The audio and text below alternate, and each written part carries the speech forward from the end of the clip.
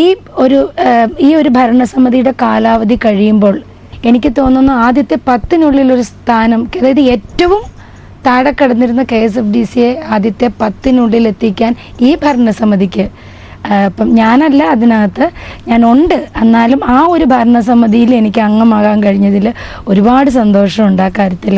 ഒരു സിനിമയിൽ ഒരു മുഴുനീള കഥാപാത്രം നമ്മൾ ചെയ്യണമെന്നില്ല. ഇപ്പം ചിലപ്പോൾ ഒരാളുടെ കഴിവുകൾ മനസ്സിലാക്കാൻ ഒരു ഫുൾ ലെങ്ത് ക്യാരക്ടർ വേണമെന്നില്ല.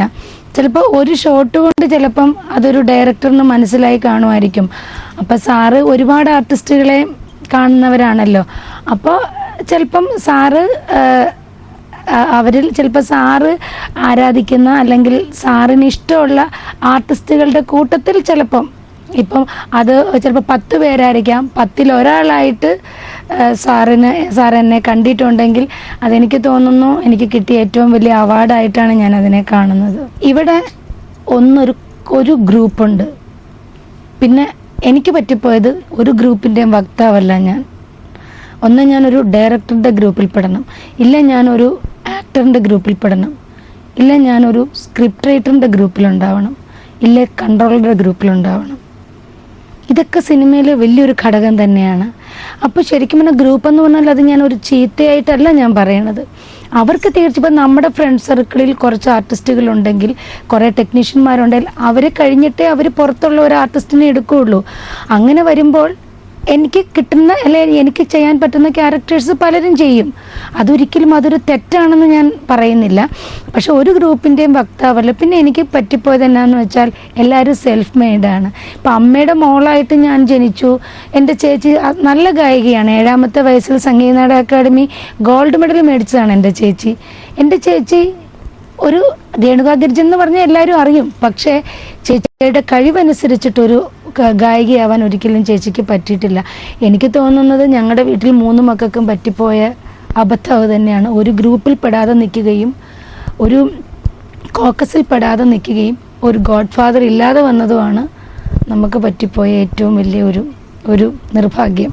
ഞാൻ മലയാള സിനിമയിലേക്ക് വന്നത് ക്രോണിക് ബാച്ചിലറിൽ കൂടാണ്. അപ്പോൾ അതിനു മുമ്പ് പണ്ട് ചെറുതിലെ 1-2 സീൻ ഞാൻ ചെയ്തിട്ടുണ്ട് എന്ന് വെച്ചാൽ അതൊന്നും അങ്ങനെ ഒരു സിനിമാ നടിയായ ഒരു ആക്ട്രസ് എന്നുള്ള ലെവലിൽ പോയതല്ല.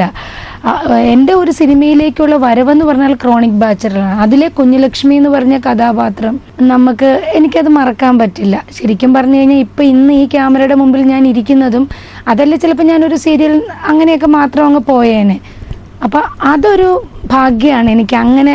അതുകൊണ്ട് കുഞ്ഞുലക്ഷ്മി എനിക്ക് ഒരുപാട് ഇഷ്ടമാണ്. അതുപോലെ ഞാൻ ചെയ്ത അടൂർ ഗോപാലകൃഷ്ണൻ സാറിൻ്റെ സിനിമ ബ്ലാക്ക് ബട്ടർഫ്ലൈ, കയത്തിലെ കഥാപാത്രം, അതൊക്കെ ഒരുപാട് ഇഷ്ടമായി. നമ്മുടെ ഇപ്പം ലാസ്റ്റ് വന്ന് നിൽക്കുന്ന രമേശൻ്റെ അമ്മ, അതൊക്കെ എനിക്ക് ഒരുപാട് ഇഷ്ടമുള്ള കഥാപാത്രമാണ്. സാറിൻ്റെ പടം ചെയ്യാൻ വിളിക്കണമെന്ന് കേട്ടപ്പോൾ നമ്മൾ സ്വയമൊക്കെ ഒന്ന് നുള്ളിയൊക്കെ നോക്കി, സത്യമാണോ ഇത് കള്ളമാണോ? കാരണം മലയാള സിനിമയല്ലേ, നമുക്ക് ഫേക്ക് കോള് വരാം, വെറുതെ വിളിച്ച് പറയാം. അപ്പം എന്നെയോ സാറിൻ്റെ ഫിലിമിലോ എന്നൊക്കെ ഞാൻ വിചാരിച്ചു. അപ്പം സാറിനെ ഒന്ന് വിളിക്കാൻ പറഞ്ഞു. സത്യത്തിൽ ഭയങ്കര പേടിയാണ്. നമ്മൾ സാറിനെയൊക്കെ ഇങ്ങനെ പെട്ടെന്ന് ഇങ്ങനെ നമ്പർ ഡയൽ ചെയ്തിട്ട് വിളിക്കാൻ പറ്റുക. അപ്പോൾ വിളിച്ചപ്പോൾ പറഞ്ഞു വീട്ടിലേക്ക് ഒന്ന് വരൂ സീമ എന്ന് പറഞ്ഞു. അപ്പോൾ അന്ന് രാത്രി കിടന്നിട്ട് ഉറങ്ങിയിട്ടില്ല. വെളുപ്പിന് 4 മണിക്ക് വണ്ടി എടുത്തിട്ട് ഇവിടെ നിന്ന് നേരെ ആക്കുളത്താണ് സാറിൻ്റെ വീട്.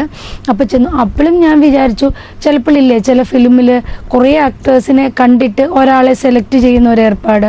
അപ്പോൾ ഞാൻ വിചാരിച്ചു അതായിരിക്കും. എന്നാലും എനിക്ക് സാറിൻ്റെ അടുത്ത് ചെന്നല്ലോ, എനിക്ക് എത്തിപ്പെടാൻ പറ്റിയല്ലോ എന്നുള്ള ഇതോടുകൂടി എനിക്ക് വലിയ പ്രതീക്ഷയൊന്നുമില്ല സാറെന്നെ അതിൽ ഫിക്സ് ചെയ്യും എന്നൊന്നും. പക്ഷെ അവിടെ ചെന്ന് കഴിഞ്ഞപ്പോൾ സാറെന്നെ ഫിക്സ് ചെയ്തിട്ട് തന്നെയാണ് വിളിച്ചിരിക്കുന്നത്. പിന്നെ ഒന്ന് കാണണമല്ലോ. അപ്പോൾ അതിനു വേണ്ടി ചെന്നു. ഭയങ്കര ഒരു എന്താ പറയുക, നമ്മൾ പ്രതീക്ഷിക്കുന്ന ഭയങ്കര നല്ല സോഫ്റ്റായിട്ട് സാറ് പെരുമാറി. ഡേറ്റ് അറിയിച്ചോളും, ശരി ഓക്കെ എന്ന് പറഞ്ഞു. കണ്ടു, ഞാൻ തിരിച്ചു പോന്നു. അത് ഭയങ്കര സാറ് ഓരോ സീനും നമ്മുടെ അടുത്തിരുന്ന് പറഞ്ഞ് മനസ്സിലാക്കി. സാറിനെന്നാലും എല്ലാവരും നമ്മൾ ആ ഒരു ക്യാരക്ടർ സാറിന് കിട്ടുന്നത് വരെ, അതിൻ്റെ റിസൾട്ട് കിട്ടുന്നത് വരെ സാറ് ചെയ്യിപ്പിക്കും, അഭിനയിപ്പിക്കും. അതെൻ്റെ ജീവിതത്തിൽ ഏറ്റവും വലിയൊരു ഭാഗ്യമായിട്ടാണ് ഞാൻ